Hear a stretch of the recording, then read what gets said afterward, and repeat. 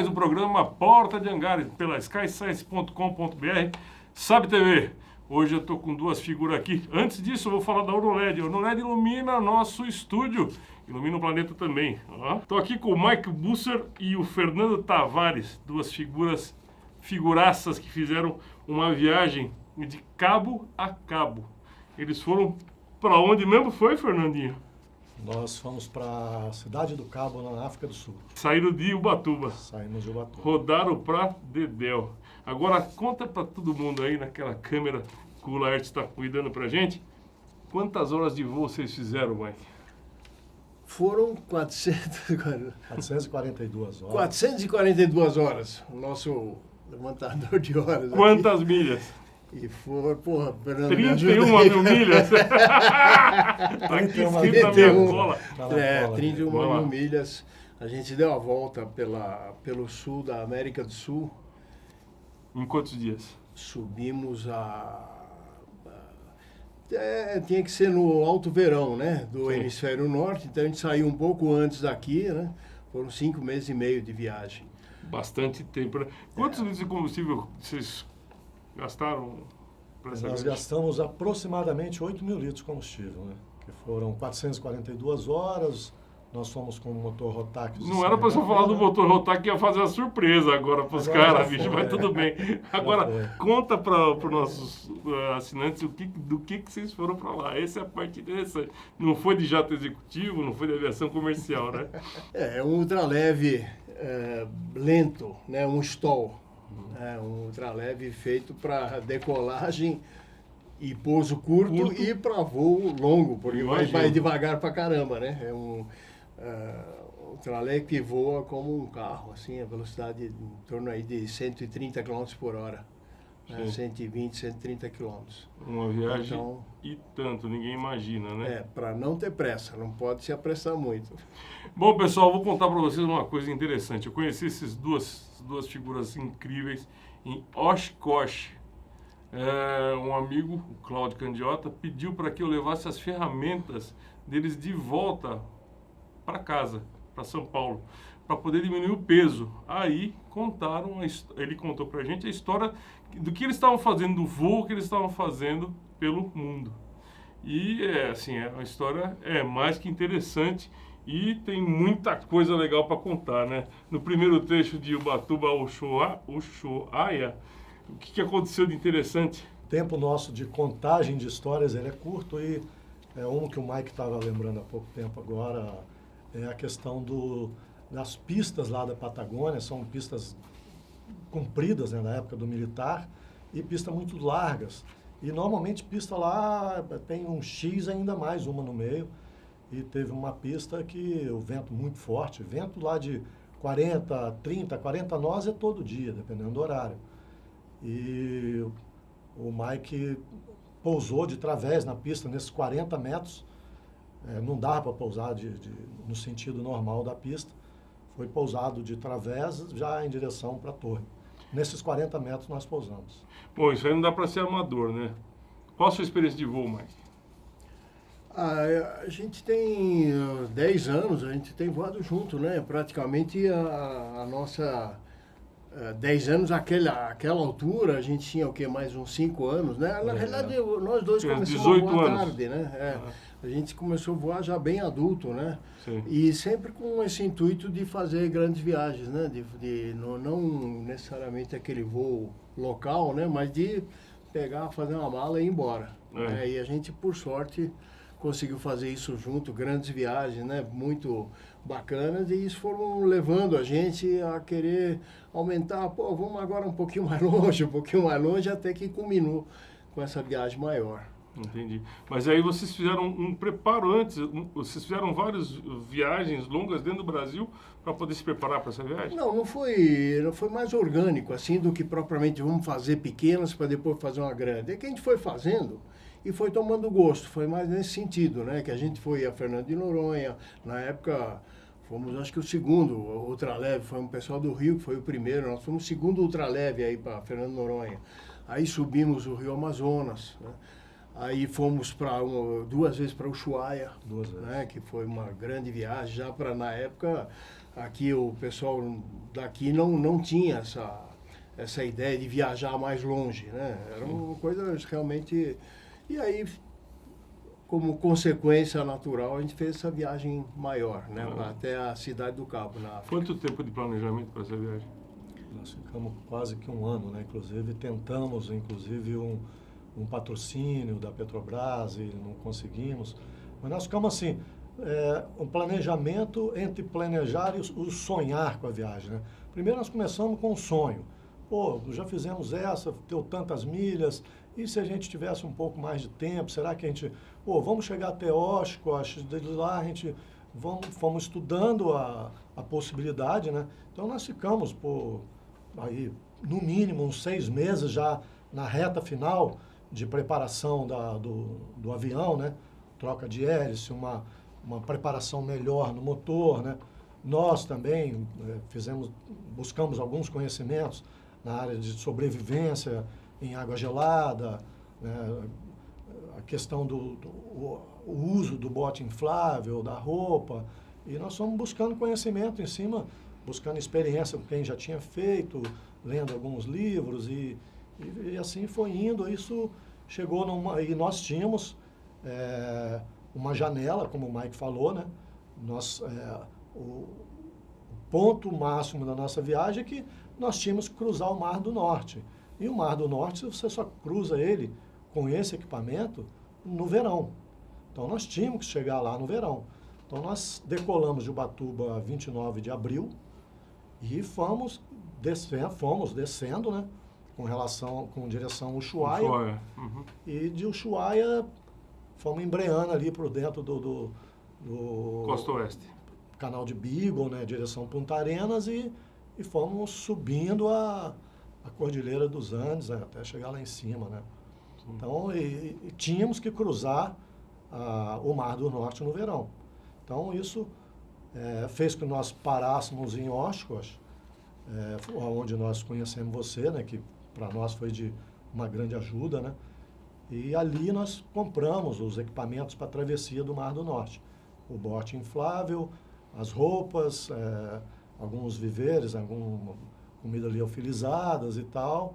Nos preparamos um pouco mais, conversando com outros pilotos, para cruzar lá na Groenlândia. Se não me falha a memória, nós pousamos em Sisimiut. Foi dia 5 de agosto, entendeu? E aonde teve até uma historinha rápida lá, né? Que nós pousamos com o sol rachando na nossa cara e pousamos no pôr do sol. Estourando o pôr do sol com o sol na cara. Porque Groenlândia, 11 horas da noite, ainda tinha sol. Então, o amigo lá da torre, o Mike, que desceu, eu fiquei no ultraleve, e eu estava fazendo um filmezinho, o Mike chegou e falou, vambora. Falei, vambora para onde? Falei, vambora para outra pista que está aqui do lado, porque aqui está fechado, não pode pousar aqui, vocês estouraram o pôr do sol, e nós vamos ganhar uma multa aqui de 400 euros, porque nós pousamos... dia, e luz do dia. Não, o sol estalando. Isso era 5 horas da tarde, 6 horas. 5 horas da tarde para o Brasil. Era para E nós. lá? Não, umas 6 horas da tarde lá, mas já tinha Lá fechado. é o círculo polar, né? No sim. verão, o sol praticamente não se põe, né? Ele dá uma lambida no horizonte e sobe de novo, né? E vai embora. Então você perde um pouco essa ideia de estar escurecendo, né? Não tem. Mas não Então, estava escuro. Não, mas o horário do aeroporto já tinha fechado. Fechado. Né? Então a gente já estava, os caras estavam tudo recebendo hora extra que eles queriam cobrar da gente, né?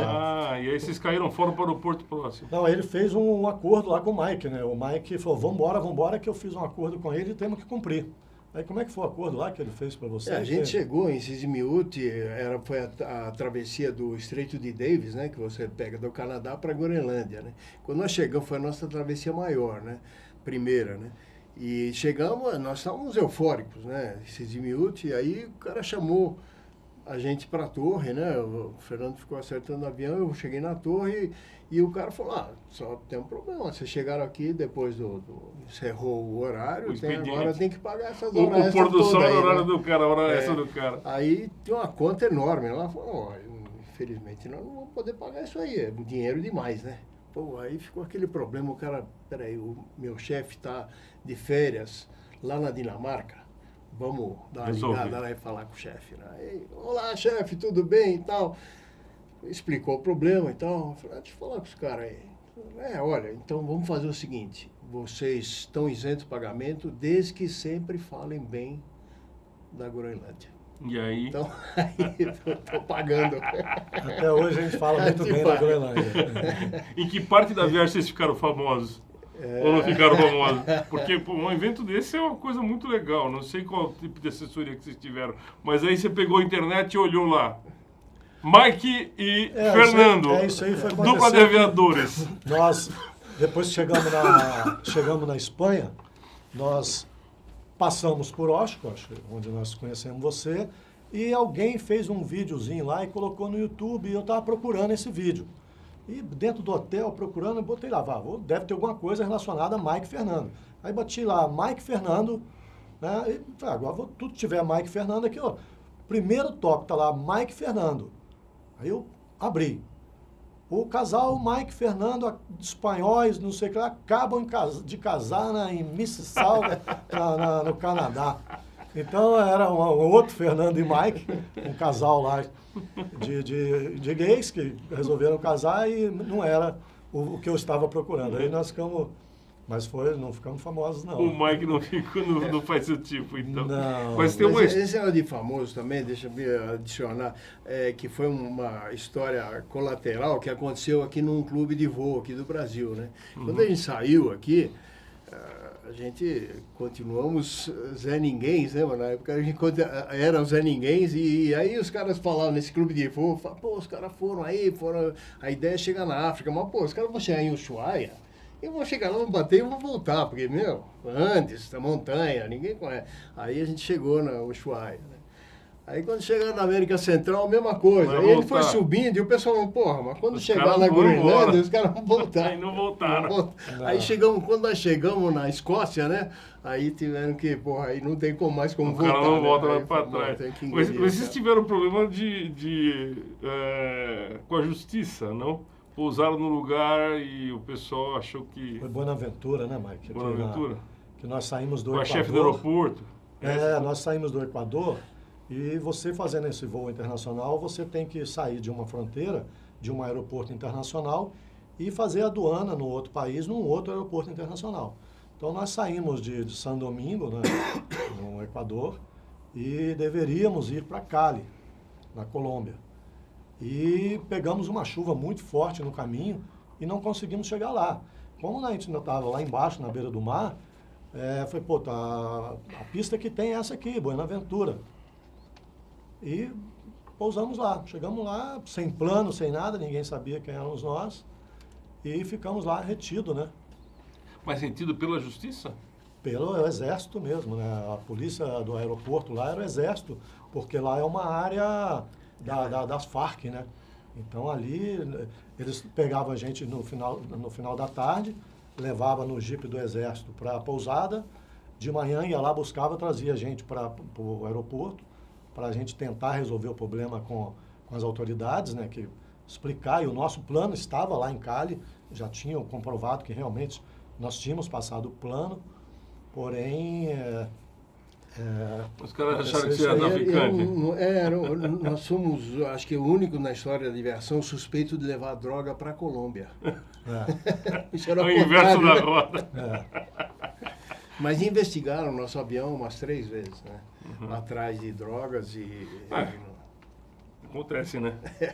Não, naquela área, até os Estados Unidos, você está dentro do avião, ou você é um milionário, ou você é um traficante, assim, né? Basicamente, um milionário em férias foi pro Agora, Caribe, vocês estavam numa tal, situação ruim, você estava, desculpa, de ultraleve. Vocês estavam mais para traficante do que mais milionário. de traficante. Em Costa Rica, teve um caso que aconteceu com vocês também no hotel do Alemão, uma coisa assim, não teve? A gente ali, chegamos em Limão, nós atravessamos pelo canal do Panamá, Limão. né? Nós fomos sobrevamos o canal do Panamá, foi bem interessante, e subimos pelo lado Atlântico, né? E quando chegamos em Limão, aí nós voltamos para o outro lado, porque a gente conhecia um alemão que era piloto de linha aérea, então no hotel. Então não estava enganado, o hotel do Alemão não era negado de Limão, né? Limão. Limão, fiquei meio assustado agora. Limão era a pista do lado do Atlântico. e nós íamos para essa pista do Alemão, no Pacífico já, né? Passamos próximo ali E qual a São história da José. pista do Alemão que vocês me contam aqui? O negócio, o hotel do cara é um hotel no meio do mato, né? E a gente posou lá na pista do cara, e aquela alegria de chegar e tal. Falou, olha, estão aparecendo no noticiário aí. Tá na televisão. A oportunidade da fama, né? É. Aí quando nós fomos ver o que era, é que nós fizemos um plano de voo, mas não encerramos o plano de voo. Ai, caiu. Então estavam suspeitando que a gente ia caído na mata lá, né? Então, aí fica um negócio... Aí acionaram ele, ficaram sabendo que lá próximo tinha pousado uma avioneta, né, lá numa pistinha. Acabaram acionando ele viu na televisão e falou, olha, aí ficou tudo certo com as autoridades, lá no Flying Crocodile, né? Flying Crocodile. É o nome do clube de cara. voo lá, da pousada do cara. Bom, subindo, vocês passaram pelos Estados Unidos e passaram pelo Yellowstone. Passou alto também lá, porque tem bastante morro, né? Então, mas tem um ponto aí que eu acho que o Mike gostaria de lembrar, que é a passagem nossa pelo México. Porque nós encontramos um piloto brasileiro lá, mágico, que legal, né? cara. O Mike... O Mago Érico. Mago Érico. Figuraça. Conta a história aí dele lá, Mike. O Mago Érico, a gente passou na Barra Califórnia, né?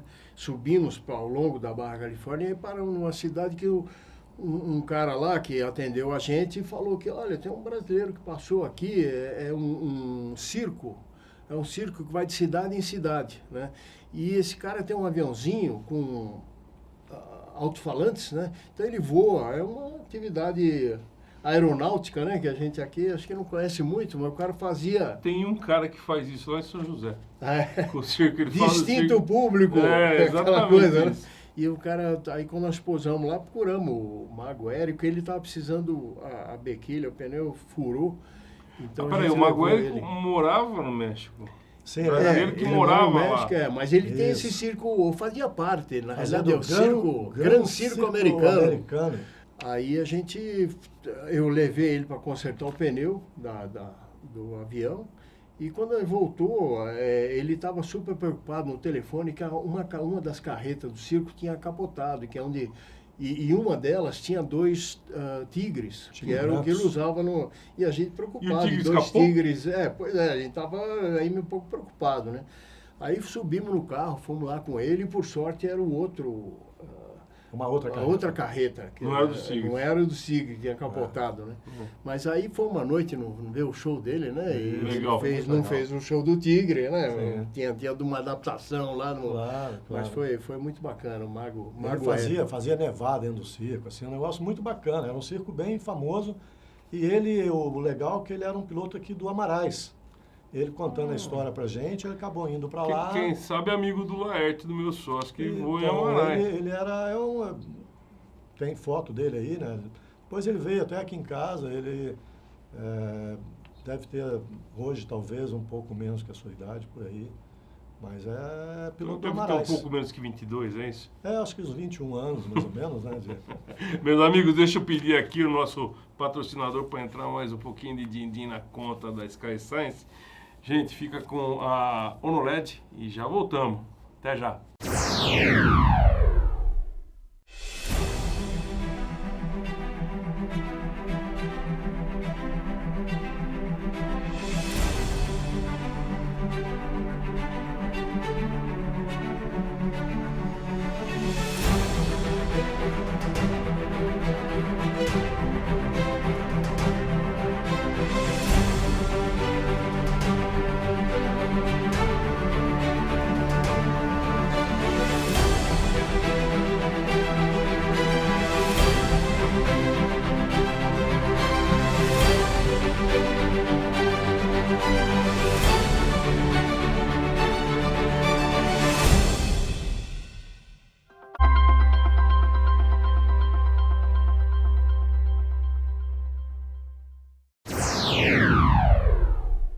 Sejam bem-vindos de volta, amigos. Vamos continuar com a história dessas duas figuras aviadores de primeira linha, porque para fazer a viagem que eles fizeram de ultraleve não é para qualquer um.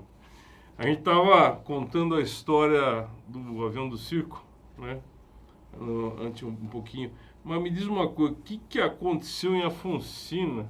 Alfonsina, nós tivemos o cruzamento ali daquela, a Baixa Califórnia, né? Barra Califórnia, lá embaixo é o Cabo de São Lucas. Então, no cruzamento do continente, cruzar aquela baía ali, que é o Mar de Cortez, para o Cabo de São Lucas, onde começa de baixo para cima a Barra Califórnia, nós tivemos um mau tempo e tivemos que voar IFR sem ser piloto IFR e nem ter avião IFR. Então, a visibilidade horizontal ela estava bem próxima do zero, mas a vertical a gente conseguia ver um pouco a água lá embaixo e nós fomos ali revezando no que nós tínhamos, né? Um horizonte, GPS, 2 GPS e altímetro, né? O climb e sabia que do outro lado, logo ali na frente, deu 3 horas mais ou menos a travessia, tinha vento e eu e o Mike fomos revezando. Esse avião nosso era um Manche Palito em Y, então eu tinha comando do meu lado, o Mike comando do lado dele. E ficava um na observação, o tempo inteiro pilotando e olhando para o painel, e cada um voava mais ou menos 10, 15 minutos, assim por diante. E teve uma hora lá que estava na minha hora de descanso e eu comecei a falar com o Mike, eu olhava para fora e comecei a falar com o Mike que ele estava subindo a asa direita, que era a minha asa, né, que eu voava sempre na direita. E o Mike temava comigo que não e mandava eu olhar para dentro, falava, olha para dentro. E a hora que eu olhava para dentro, ele estava voando reto, nivelado, normal, mas se você olha para fora... Desorientação espacial. Desorientação de dia. De dia. Só céu que, azul, mar azul. Não, o céu, a visibilidade horizontal, ela estava névoa. Ah, névoa. Para baixo você ainda conseguia ver, mas para frente você como se tivesse uma nuvem. Então, não, isso é terrível. Perdia a referência. Então teve isso aí. Depois de lá nós subimos e fomos para uma praia que chama Alfonsina, um lugar lindo, né?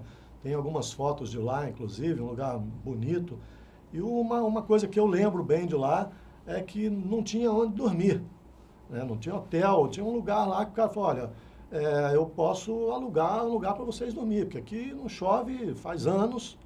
E ele alugava aquelas caminhas de quartel, né? Sim, que dobra. Que dobra, toda cheia de coisa assim e tal. De é melhor dormir no chão, né? Não, mas foi até legal. Aí ele falou, onde que é então? É ali. Ele subia a escada, tinha uma laje e você montava essa cama, não só nós, várias pessoas, né? E montava ali aquelas camas e tal. A cama era $5. Mas dormiu no relento? No relento. Um puta calor. Do calor. Não, calor incrível. Deve ter sido gostoso, então. Maravilhoso. Aí, super agradável. Dormimos lá, né? E à noite, falei, puta, eu tenho vontade de ir no banheiro à noite. E mais com um monte de cerveja. Sol, Tecate, aquele monte de cerveja mexicana. Olhei lá de cima, aquela escuridão danada. Vai daqui mesmo, né? Lá embaixo era areia. Tá, pá. Acertou a cabeça de alguém? Lá de cima mesmo. Pô, aí tá, tranquilo, tal. No outro dia nós acordamos. O calor não era só para nós, era para todo mundo que morava na orla marítima. Eles colocavam aqueles colchão inflável em frente à casa, na areia, e dormia todo mundo na areia. E próximo da marquise, onde estava dormindo eu e Mike, mais umas 10 pessoas, tinha umas pessoas, mas estavam mais longe. Se elas tivessem 1 metro antes, eles tinham tomado chuva à noite. Chuva à noite. Isso aí foi Ia ser um milagre. E dali nós fomos subindo, né? Que veio essa história aí do Mágico, né? Que foi uma cidade um pouco mais para frente. Ciudad Constitución. Foram para São Diego também, né? San Diego nós tomamos uma bronca. Catracada, pode falar? Aqui pode. Catracada, né? Eu não, né? Quem tomou catracada foi o Mike, eu estava do lado ali. Escuta, você só põe tudo na conta do Mike? Você não voou, não? Você não pilotou? Não, mas ele que estava fazendo o controle, ele que falava com o controle, então eu estava tranquilinho do lado. Eu só lembro do cara, assim, de umas palavras que meu inglês bem ruimzinho. Macarrônico. Ele falava assim, get out of my airspace. No back no more. Mas o que aconteceu, cara? Foi uma historinha lá que o nosso rádio ele tinha muita interferência, né? E o cara não deixou a gente pousar. Estava estressado. Estava estressado só porque o rádio ficava... Bobagem. A gente teve problema de rádio, né? Inclusive quando nós estávamos já no Canadá, quando você começa a se afastar da civilização, o rádio passa a ser um elemento ao seu favor. Você quer se comunicar, né? Se funcionar, né? E quando nós saímos de Oshkosh para ir para Bangor, que é um grande aeroporto, até importante aí na história da aviação, né? A gente não conseguia, nós entramos no Canadá e tínhamos que fazer a reentrância nos Estados Unidos, né? E tentamos no rádio, e o nosso rádio não estava conseguindo contato, né? E a gente começava a subir 1000 pés acima e cortava o motor, né? E vinha descendo no planeio para ver se aí o rádio funcionava. Para não entrar. Não funcionou, a gente não conseguiu. Nós entramos também em Bangor, que é um aeroporto militar, né? Nós entramos, fizemos a entrada ilegal nos Estados Unidos, porque desavisado, né?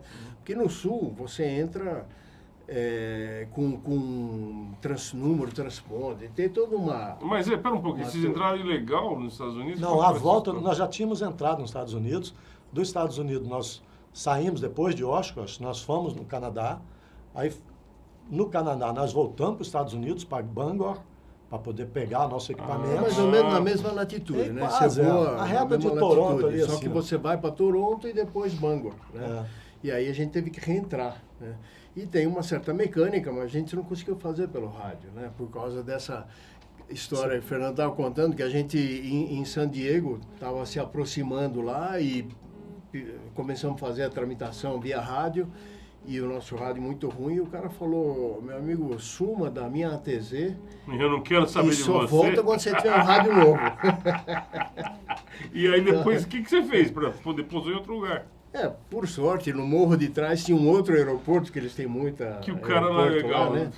E o cara nos recebeu bem lá, mas a gente estava tão atordoado com essa bronca que a gente tomou do outro cara, que nós fizemos uma aproximação completamente errada, né? E o sujeito com o humor, né? Falou, no ingressão, pelo ponto médio da perna do vento, do ponto certo, e... Fizemos um negócio tudo torto lá, para pousar de qualquer jeito, porque a gente queria respirar, né? Depois dessa bronca, né? Aí o cara falou: vocês estão fazendo uma aproximação muito curiosa.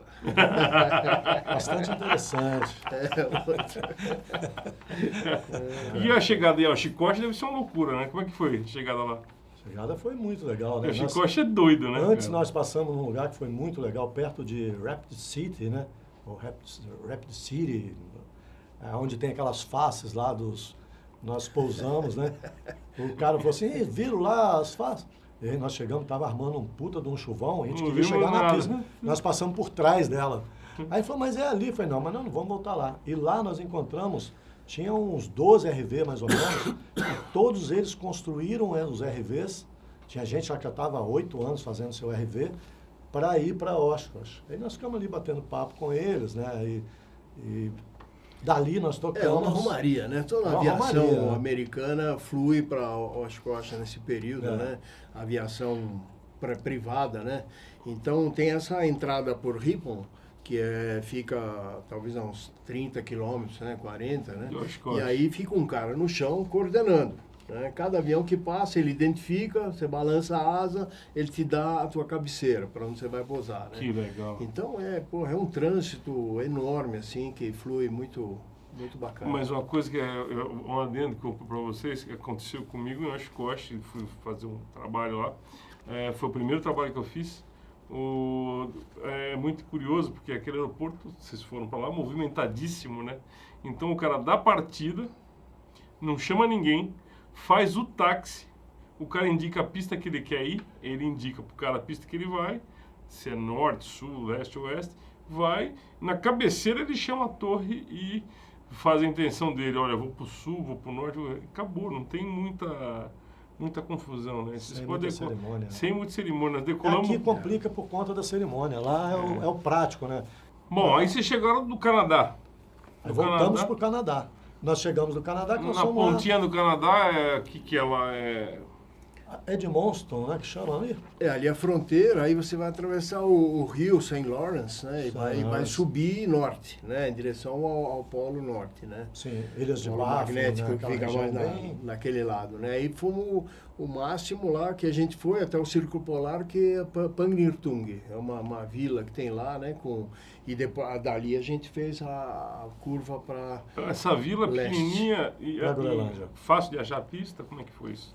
Fácil. É só que é uma pista meio cavernosa, né? Porque tem no meio das montanhas Isso. e vento. A gente ouviu histórias depois de gente que ia lá, ia pousar e não pousou, porque o vento lateral e tem alguns lugares. Mas antes disso, a gente pousou numa pista, aquela de 3 km. Até teve um caso de um avião da Suíça que teve uma pane da turbina e pousou agora, um tempo atrás. E aí eles acamparam lá, trocaram o motor da turbina toda, foi tudo uma operação. Os passageiros estavam dentro? Estavam dentro, mas os passageiros veio um outro avião e levou embora. Entendi. Mas o avião ficou lá e a turbina veio, né, nessa pista maior, né, que até onde a gente comprou gasolina. E a gasolina lá só é vendida em tambores de 200 litros, né? Exato. Independente do quanto você vai usar, Ou seja, usou 50, o resto fica ali. o resto fica para lá. Quer dizer, não fica com gasolina dentro? Fica. Eles levam para uma área, deixa meio que aberto, que vai evaporando e fica jogado.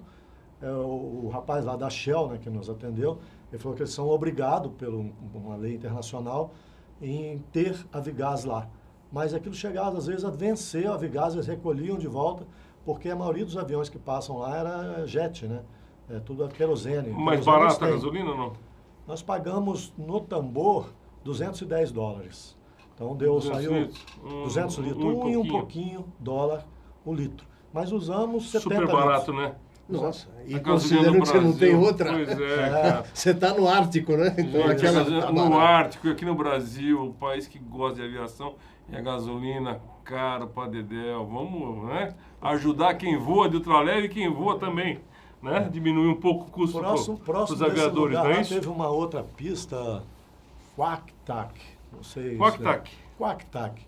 E lá também Faz nome de pato, pô? Quacktack. Parece o nome, parece queijos também, né? É. Mas é Quacktack. E nós tivemos uma coisa bastante interessante lá, porque as pessoas que vivem lá é tipo um índio, né? Os Inuits, que são os esquimós. Estão com aquela aparência meio peruana, assim, do gelo, né? E pele sofrida. E, de repente, nós vimos um negro esguio, assim, de 2 metros de altura, e ele olhando muito pra gente, né? Vamos lá conversar com ele e tal. O Mike acabou batendo mais papo com o cara, e o cara contou a história para ele, que ele era do Senegal, de Dakar, e o Mike falou para ele que nós íamos passar lá, e ele pediu para a gente levar uns documentos para os parentes dele, e assim fizemos, né? Depois de 1 mês e pouco, quase 2 meses depois, nós entregamos em Dakar para uma pessoa que conhecia a família dele, que era não era bem uma tribo, mas era um lugarzinho assim muito longe para o interior do Senegal. É engraçado que isso existe muito lá, né? E foi lá, bem lá no Circo Polar, bem lá em cima. A tribo das pessoas, né? É bem conhecida, mesmo, conhecida por tribo. É que aqui a gente acha que tribo é só índio, né? Mas lá não, são comunidades, né? Mas, pelo menos porque eu fiquei sabendo lá em Dakar, no Senegal tinha 55 dialetos. Então, uma tribo, um bairro não falava com o outro, não sabe o que está se passando. Apesar de ter uma língua mãe lá, que me parece que é Wolof, e eles falam de uma forma bem diferente, fora o francês. O Senegal não era francês, né? Francês também. Fora o francês, que na costa da África praticamente toda é a língua oficial, né? Ali entre eles falavam a língua deles mesmo. Então esse rapaz ligou para um lugar lá e nós entregamos. Então assim, uma historinha lá Depois de 2 meses. Que coisa historinha lá do Circo Polar. A gente chegou na Islândia, e a travessia da Groenlândia para a Islândia, o teto máximo de voo visual é muito baixo, né? São 5.000 pés, né? 5.000.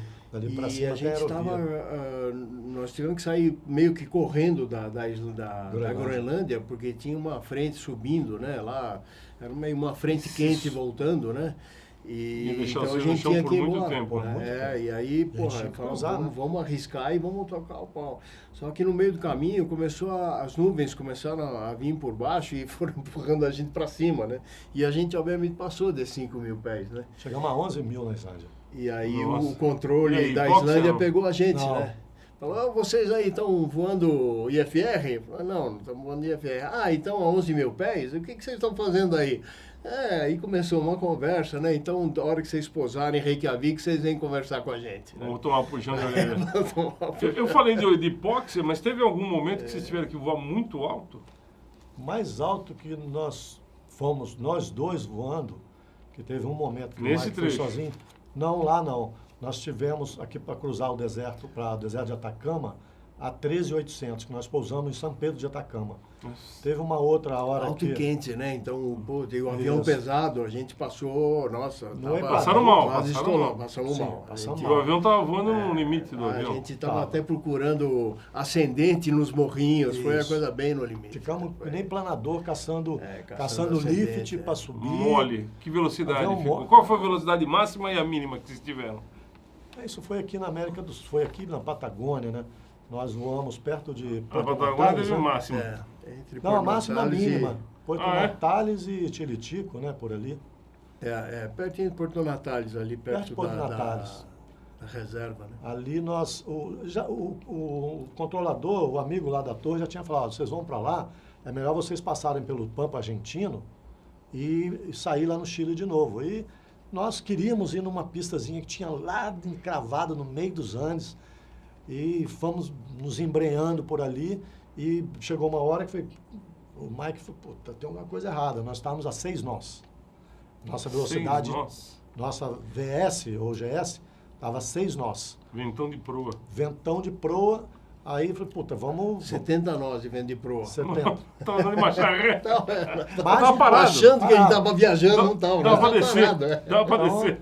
o recorde de velocidade foi esse, foi 6,140.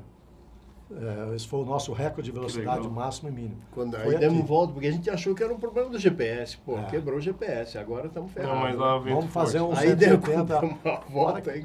Aí você descobriu que velocidade vem de cauda. No mesmo trecho.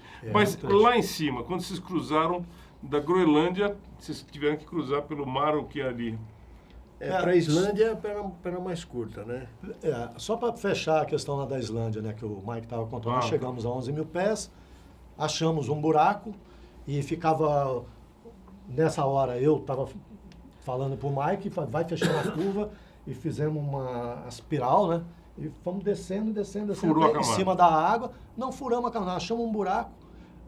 Nós dois temos assim meio que... Eu não sou muito chegado a voar entubado, que a gente fala, né? Voar guardado, o Mike também não. Mas ia acontecer, se fosse preciso, a gente ia furar e descer. E chegar lá. Mas achamos um buraco e fomos seguindo aquele buraco, ele foi deslocando, nós fomos enroscando nele como um parapente e chegamos lá na pista. Chegamos na pista e tal, chegou lá, a sede da ICAO é lá, uma das agências da ICAO é lá em Reykjavik. Então chegou lá, puta, veio um monte de gente, porque a gente estava lá em cima, papapá, aí veio o cara da ICAO, eu louco para ir no banheiro, né? O cara E o cara louco para puxar a orelha de vocês? Ele louco para puxar a orelha, e depois chegou uma hora, o cara falou assim, vocês estão vindo aonde? Ah, nós saímos do Brasil e tal, papá. Vamos lá na sede. Acabou a bronca, arrumou carta para nós, ensinou como que voa na Islândia. O Mike falou com ele a questão de habilitação, e ele falou assim, aqui ninguém pede habilitação, porque se você chegar voando aqui porque você é habilitado, Claro. isso na ICAO. Bom Ele senso. deu cartas para nós, ensinou tudo como é que podia voar com segurança lá dentro da Islândia, né? E a Islândia também tem uma história muito legal, que o Mike tem até uma foto disso aí. Pedi para você contar daqui a pouco a história. Opa! Que vai entrar no nosso intervalo comercial. Gente, já voltamos já com o No LED agora para vocês, já voltamos já. Obrigado.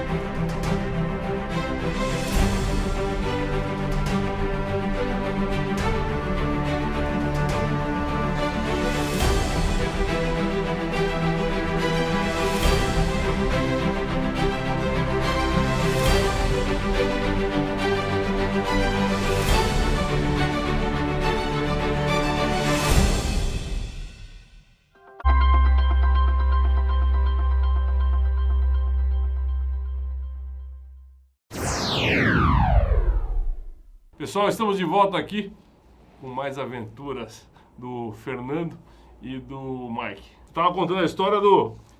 É da Islândia, né? Que nós pousamos lá no Egilstadir, né? Que nós ficamos, onde nós tínhamos que fazer a nossa saída oficial para a Escócia. E nós acabamos presos por mau tempo. Nós fomos passear por próximo de alguns lugares. Descemos para sudeste lá da Islândia. Já de carro. Não, voando. Tudo controlado. Voando, só não dava para cruzar, mas ali, voando por ali. E deixamos os nossos bidones, né, nossos galões cheio de avigás lá em Egilstadir e descemos para essa pista, que tem um nome bem estranho, né, Marco? Como é que chama lá? Höfn é o nome, abreviado, né? Porque o nome é tão islandês. O nome enorme, Deixa para lá. E esse lugar nós acabamos ficando presos lá, porque o mau tempo não deixava a gente voltar para o aeroporto internacional onde deveríamos sair. Mas a Islândia nós começamos a brincar em alguns lugares que não é Iceland, parece Easyland, porque lá as pessoas fazem assim de tudo para você ficar feliz lá dentro, te agradar ao máximo. E nós ficamos na torre de controle o dia inteiro, chamávamos até o operador lá de Happy Boy, porque o cara está sempre todo o tempo feliz e acaba que não deu para a gente voltar lá, mas de lá mesmo foi feito umas ligações e permitiram que nós saíssemos ali mesmo. O vento lá estava tão forte que nós colocamos o avião atrás da torre de controle e, além disso, ainda pegava uma asa no vento, né, e o avião querendo sair do chão amarrado, né, forçando muito a estrutura dele. E eu pedi para ele se poderia colocar o caminhão dos bombeiros para proteger a asa. Ele falou, pode. Aí eu falei, quem é o bombeiro? Ele falou, não, a chave está ali, vai lá debaixo do banco, pega a chave você mesmo e manobra, tem uma chavinha geral lá, você liga. Então assim eu fiz, né? Fui lá, manobrei o caminhão, colocamos, protegemos o avião todo e ficamos ali esperando.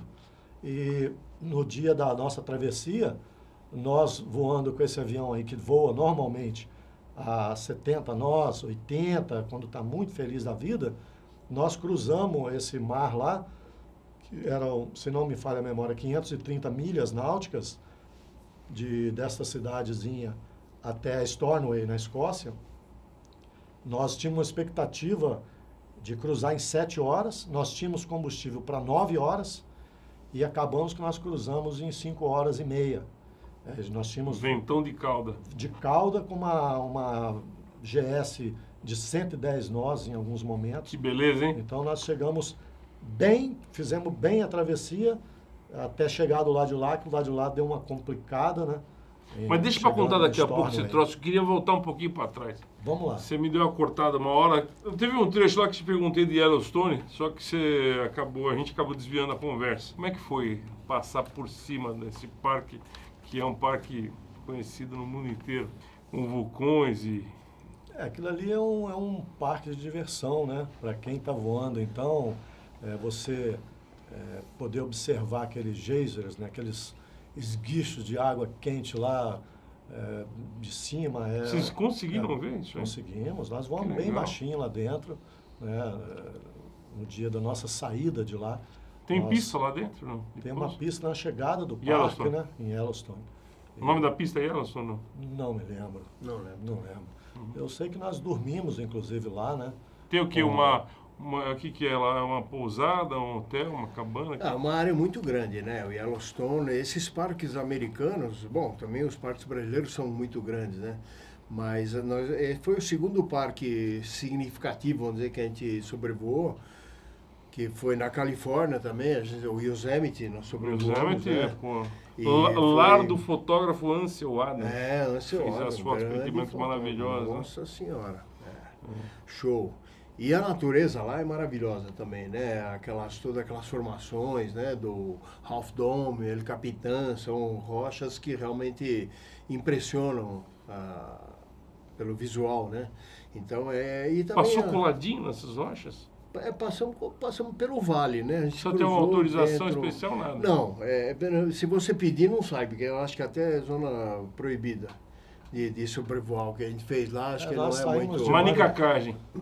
Eu acho uma delas. Saímos de Mariposa, né? E fomos passando por dentro dele. Mas nós aprendemos isso com um americano mesmo, aqui na América do Sul. Ele falou para... o conselho que ele nos deu. O que tiverem falando para você, você vai falando yes, yes e vai fazendo aquilo que você quer. O cara pode estar falando em alemão, em francês, em espanhol. Não peço autorização. Vai fazendo, desde que você não esteja fazendo atrapalhada, mas vai fazendo. Porque se você perguntar, por exemplo, para o guarda do aeroporto, ele vai falar que não pode. E se ele falar que não pode, você fala yes, ok, e vai indo.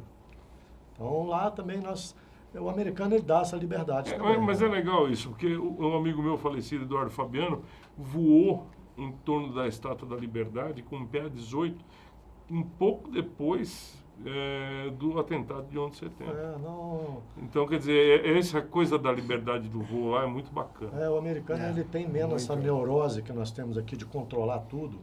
Lá, nós passamos do lado da base de Edward, entendeu? E passando daqueles aviões voando lento do nosso lado assim, sabe? Se não me falha a memória, eles pagavam para nós lá 1.200 no transponder. Acabou o problema. E você não pode passar daqui e dali e vai embora. Pronto, vai embora. Então, aqui, se você vai passar na base de Alcântara, que é um negócio que faz 10 anos que não saiu o último foguete, você não pode, a área de exclusão ali, né? Então, se cria um mito, assim, né? Que o americano não tem. Pelo contrário, ele tenta te facilitar ao máximo o voo, né? Agora, vamos voltar lá para a história que a gente estava contando. Você disse que atravessou um trecho de 580 milhas náuticas. 530, assim, com uma precisão, mas é... De mar. De mar. Mar gelado. Mar gelado. É onde que entra a roupa que vocês compraram nas costas. Sim. Gente, se não tiver... Desculpa, se não tiver roupa, o cara pousa a merriza na água e se não tiver roupa não dura 10 minutos. Estou falando besteira, não? 10 a 15 minutos no máximo. Hipotermia imediata não tem como sobreviver. Então a roupa, eles ficam parecendo aqueles, como é que é o nome? Teletubbies. Os dois Teletubbies aqui foram vestidos naquele avião experimental deles apertadinho, com essa roupa que pesa muito, né? Pesa muito e não é barata, né? Você fica até com calor, né? Porque ela é completamente fechada. Eu acho que se faz xixi dentro da roupa, não? Rapaz, eu nem me lembro desse detalhe. 530 milhas, você não tem outra saída. O Mike, ele segura bem essa história aí, né? Mas eu preciso de 2 e 2, 3 horas. Porque você é um idoso, né? Acho que é questão da idade 90 e poucos anos de idade. Então eu fiz um equipamento, né? Com uma garrafa de Coca-Cola de 1 litro. E eu coloquei por dentro com uma silver tape amarrado na perna, uma mangueira e no bico da mangueira não usei. Por conta da adrenalina, não consigo. Porque a nossa travessia, nós tínhamos a opção, né? Tinha uma ilha no meio ali, que era as Ilhas Faroe, e nós passamos direto, porque a gente estava com uma velocidade muito boa. E um aeroporto também de muita turbulência, né? Já em situação meteorológica normal, eles já recomendam você não pousar lá se você não precisa. Sim. E a gente escolheu, nós ficamos 10 dias na Islândia esperando uma tempestade de vento de cauda, que na realidade foi isso que a gente pegou. Empurrou vocês mais rápido. Então aí como a gente ia chegar no continente... Rápido, preferiu tocar. E o combustível? Porque um avião desse não cabe muito combustível. Como é que vocês fizeram? A gente tinha um esquema, uma bombinha, né, de Opala, né, que transferia... Uma bomba elétrica dessas de carro. Nós tínhamos aí, foi a função do fotógrafo, nós encontramos em Oshkosh, por qual a gente conseguiu dar tudo o que a gente não ia realmente necessitar, porque cada quilo que a gente tirava de ferramenta era 1 quilo a mais de gasolina, né? Então, isso a gente fez... Essa história da ferramenta eu preciso contar para a turma. Eu cheguei aqui em Guarulhos, só que eu cheguei depois da mala. A mala com as ferramentas foi embora e o fiscal da aduana resolveu encrencar com a mala cheia de ferramenta. E naquela época, você podia passar, assinar, fazer o preenchimento de uma guia dizendo que você estava levando para fora do país. E eu tinha 2 lentes exatamente iguais, as 2 usadas e uma eu não anotei. Aí ele resolveu encrencar com a ferramenta, mandou eu abrir todas as malas e eu não tinha anotado uma das lentes e a lente ficou presa. Por isso, em rede pública, esses caras me devem R$600, tá certo?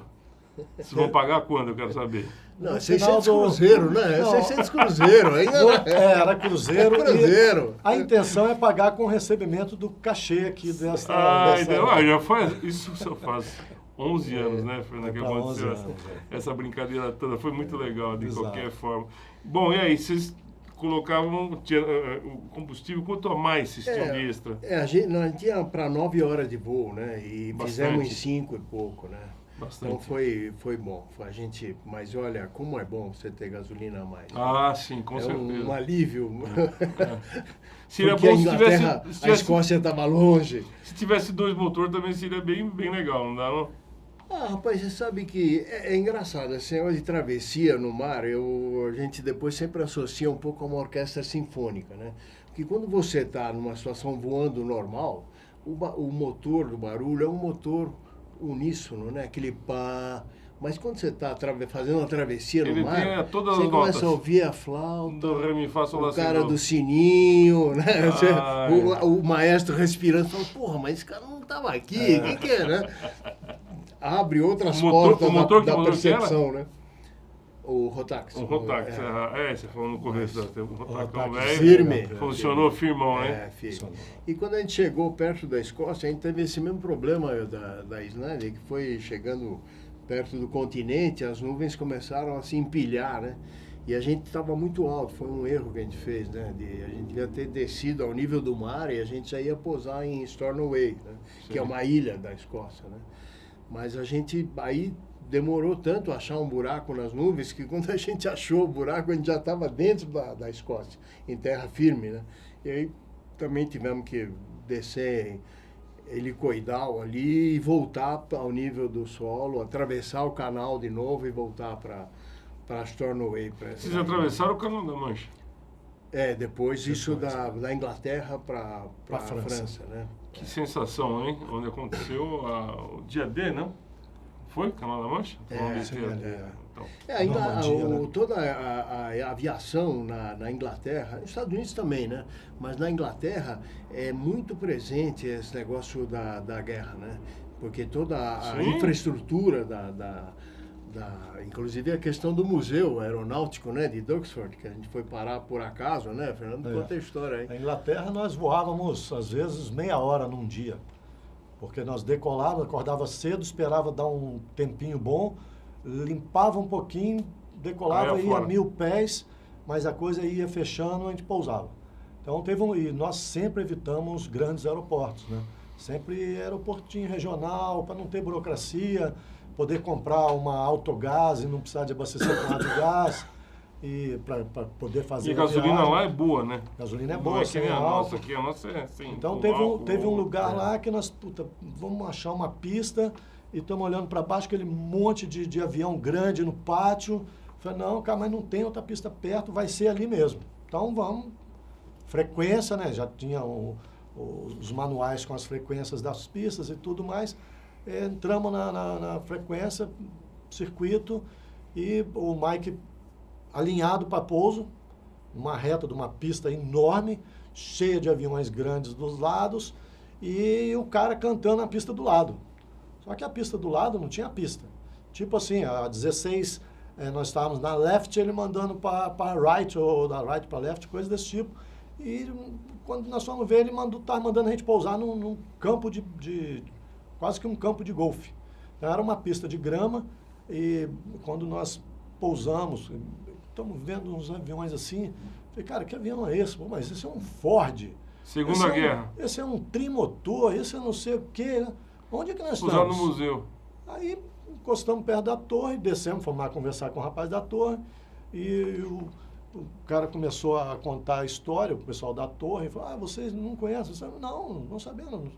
Olha, vocês estão aqui no maior museu de guerra da Europa, vocês estão Duxford, e aí começou a contar a história, ele tinha uma namorada que era de Ubatuba, na mesma praia onde o Mike morava, que era o Lázaro, e aquilo aí a coisa virou pro bacana, e amarramos o avião ali, fomos conhecer o museu, que E ainda ganhamos uma entrada de graça, né? Não pagamos. Porque falou, era não, como a vocês não gente vão pagar estava nada. vindo de ultraleve no Museu Aeronáutico aí, vindo do muito Brasil, legal né? isso, do Brasil. Não é todo dia que chega lá É uma coisa de louco, né? E ali a nossa jornada na Inglaterra foi assim, né? Voinho de 40 minutos, voinho de 30 minutos, até chegar na margem lá do Canal da Mancha. Maple. Em Maple.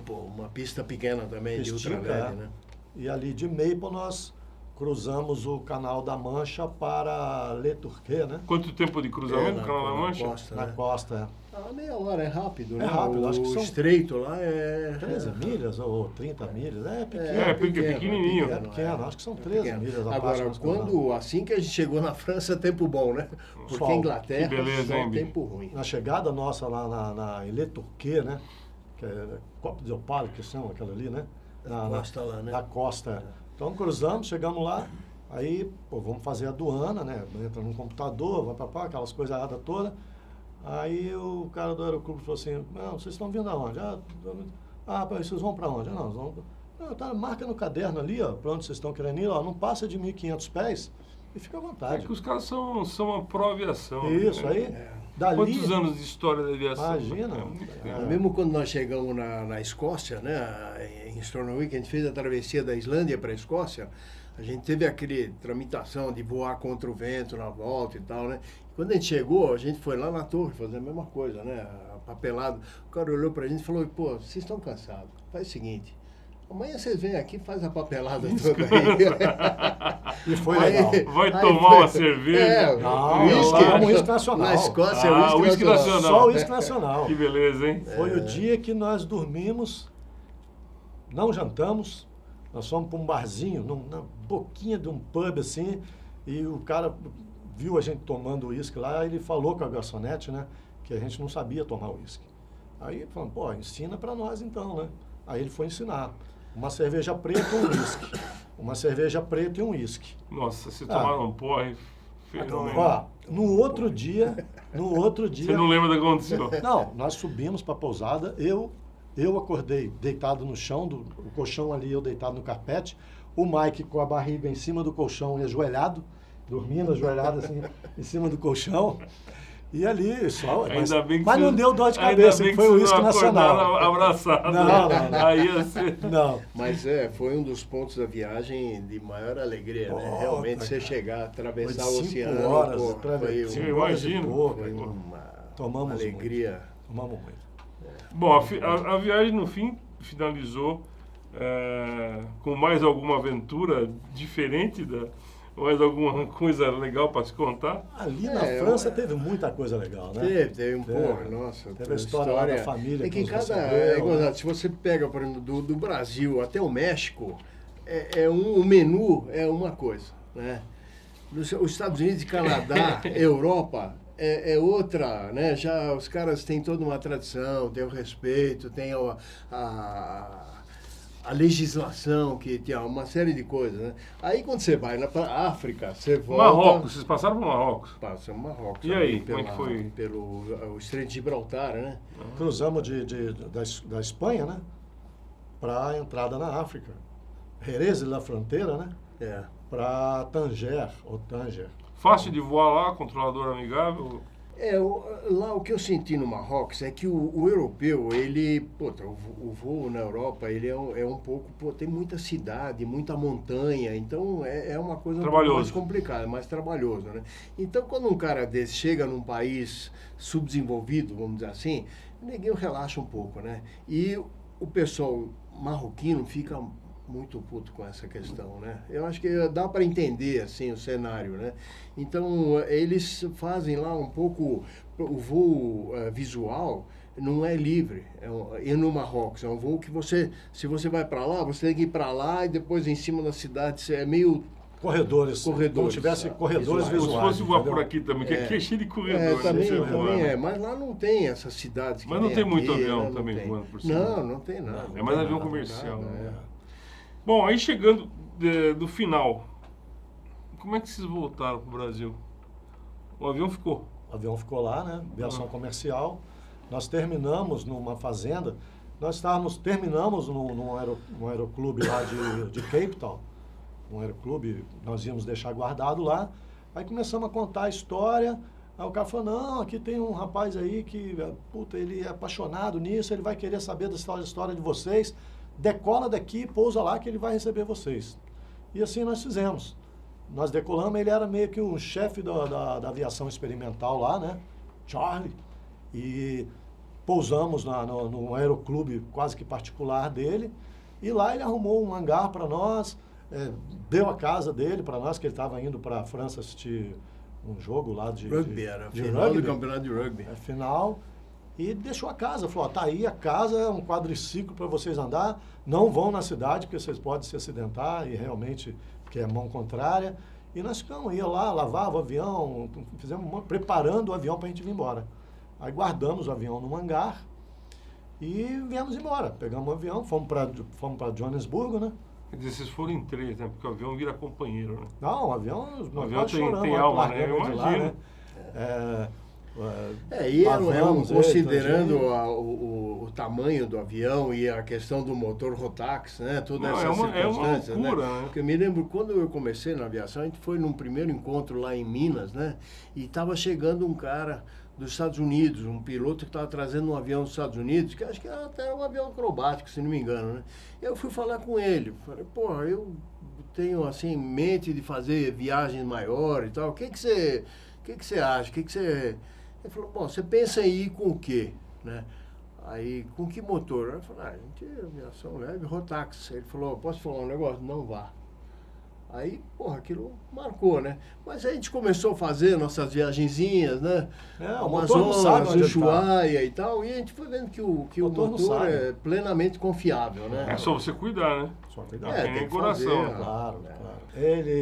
Esse avião, ele tinha uma bandeira equatoriana, né? Era Hotel Charlie 0028. Que legal. E hoje ele é Papá Uniforme, Hotel Charlie Uniforme, né?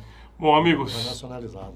infelizmente nós temos que encerrar porque a conversa está muito boa, mas eu quero deixar para um pouco mais. Vamos ver se a gente faz um livro Vamos. falando a respeito disso aí? Ah, tem muita história. Você gerencia isso? Com certeza, vai ser nos uma auxilia honra. nisso? Com certeza. Pela Beccari Editora a gente vai fazer esse livro. Maravilha, vambora. Esse livro está sendo cobrado por nós já há alguns anos, por os amigos voadores, né? Nossas filhas nos cobram, os amigos É muito cobram material isso. para ficar parado, né? Isso, tem muita história, tem muita coisa que pode ajudar outras pessoas, né? Mas a corre de um e do outro e precisa de uma pessoa profissional para... Vamos fazer isso aí. Isso aí, gente. Foi muito legal ter recebido vocês aqui no nosso Obrigado estúdio. pela oportunidade No nosso de estúdio. contar a história. No nosso estúdio parece que tem 18 estúdios aqui dentro, mas só tem um.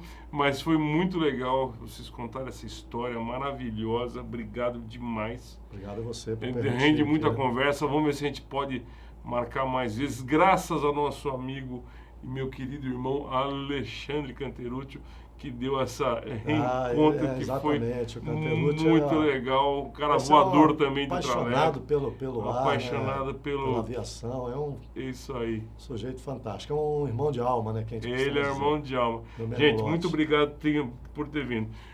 Encerramos mais um programa com o oferecimento da ONOLED. Vai lá no YouTube, no canal skyscience.com.br. No YouTube você tem que fazer o quê? Vamos lá, Erika? Tocar o sininho, como é que é a história? Toque no sininho, Que mais? faça sua assinatura Se inscreva, toca o sininho. para receber as notificações. É isso aí, dá um pulinho para trás, vem pro ladinho e coisa e tal. Até a próxima, pessoal. Obrigado a todos. Obrigado, Lete. Obrigado, Érica. Valeu, menino.